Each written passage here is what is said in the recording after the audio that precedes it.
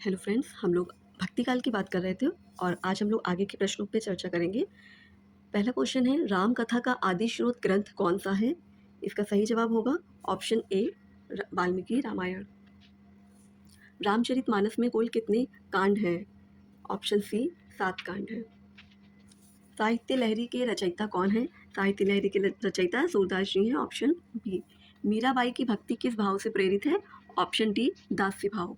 विनय पत्रिका की भाषा कैसी है? विनय पत्रिका की भाषा ब्रज भाषा है। Option A. धार्मिक उदारता और सांस्कृतिक सहिष्णुता के लिए प्रसिद्ध सूफी कवियों ने पुरुष को आत्मा का प्रतीक माना तो परमात्मा को किसका प्रतीक माना? ऑप्शन बी, प्रियतमा। सूफियों के यहाँ इश्क मजाजी लौकिक प्रेम है जो स्त्री पुरुष करते हैं। ईश्वर और जीव के मध्य होने वाले अलौकिक प्रेम को सूफी क्या कहते हैं? ऑप्शन ए होगा इश्क हकीकी। सूफियों का रहस्यवाद अद्वैतवादी भावना पर आश्रित है।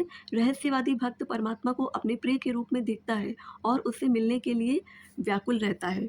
इसका सही जवाब होगा, ये किसका कथन है? इसका सही जवाब होगा option B, Hazari Prasad Dwivedi.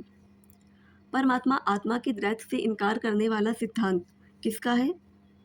Option B, Shankaracharya.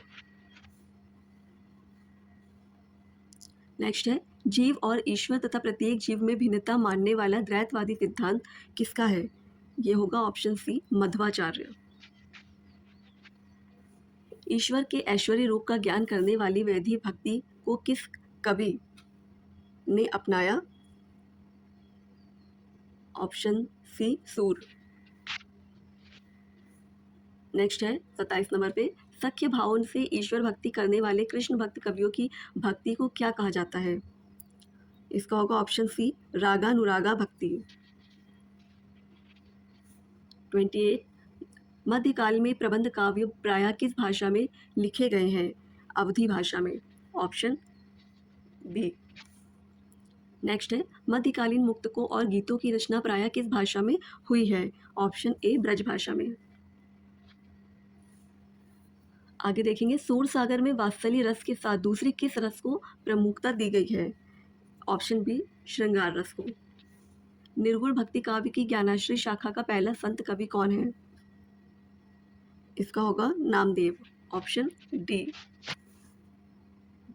ब्रह्मचारों और कुरीतियों का विरोध करने वाले निर्गुण संत कवि रैदास, कबीर, धन्ना, पीपा इत्यादि किसके शिष्य थे? ये थे रामानंद के। Option A. भाषा पर तुलसी का सा ही अधिकार हम रहीम का भी पाते हैं, ये किसकी पंक्ति है? ये पंक्ति है रामचंद्र शुक्ल जी की। Option A. ईश्वर प्राप्ति के लिए निम्न में से कौन सा मार्ग भारतीय परंपरा में नहीं आता है? इसका होगा ऑप्शन सी, भोग।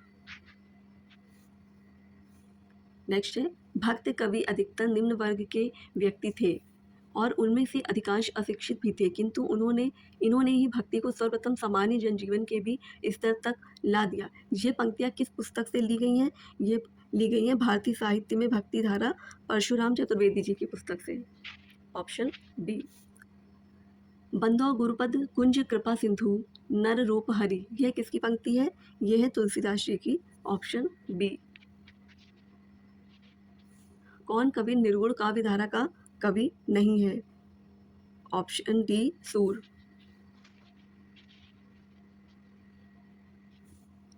कौन कवि ईश्वर के साकार रूप का उपासक नहीं है? Option B, Kabir.